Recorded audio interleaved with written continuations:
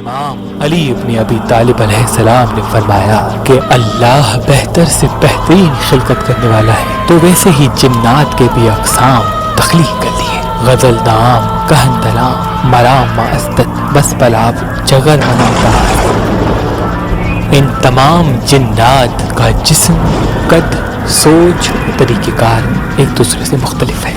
غزل دام یہ کان سے محروم ہوتے ہیں اور فقط ایک آنکھ رکھتے ہیں اور یہ آواز کو اپنی کھال سے محسوس کرتے ہیں۔ ان کا قد تقریباً 3 فٹ سے زیادہ نہیں ہوتا اور جنات میں سے سب سے زیادہ ان کی تعداد پائی جاتی ہے۔ کہن دلام یہ نہ آنکھ رکھتے ہیں نہ کان، صرف ایک ناک رکھتے ہیں اور انسان کی مہک کو پسند کرتے ہیں۔ جو انسان زیادہ اداس رہتا ہے تو یہ ان کے قریب آ کے ان کے جسم کی گرمی کو محسوس کرتے رہتے ہیں اور پھر اس کے ساتھ رہنا شروع کر دیتے ہیں۔ ان کا قد بھی 3 فٹ سے زیادہ نہیں ہوتا۔ مرام معزت انہوں نے عزازیل کی آواز پہ لبیک کہہ کے انسان سے دشمنی مول لی اور ان کے 5 کان 3 آنکھیں ہوتی ہیں اور ان کے ہاتھ پاؤں نہیں ہوتے۔ ان کی رفتار اتنی تیز ہوتی ہے کہ یہ ایک لمحے میں پوری زمین کا چکر لگا سکتے ہیں۔ ان کا رنگ سرخ ہوتا ہے اور ان کا قد 2 فٹ سے زیادہ نہیں ہوتا۔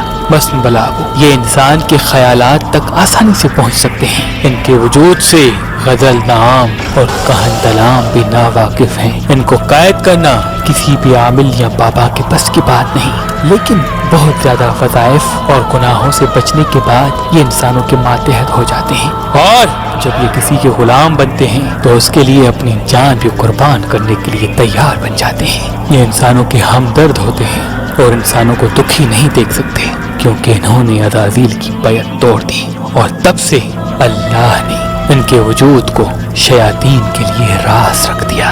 ان کو تیکھی اور کھٹی چیزوں کی خوشبو بہت پسند ہوتی ہے، تبھی مختلف عامل لیمو یا مرچ اپنے ساتھ رکھا کرتے ہیں کیونکہ ان کے تبسط سے وہ اپنے علم کو بڑھاتے ہیں۔ جگر ممتاز یہ قبیلہ عزازیل سے ہیں اور صرف 7 قسم کے ہی وجود اس زمین پہ موجود ہیں۔ ایک عزازیل، ایک کبیرہ، ایک بلابا جو عزازیل کا بڑا بیٹا ہے، ایک کفف جو عزازیل کا چھوٹا بیٹا ہے، ایک معافہ، ایک لباب اور ایک نقیق۔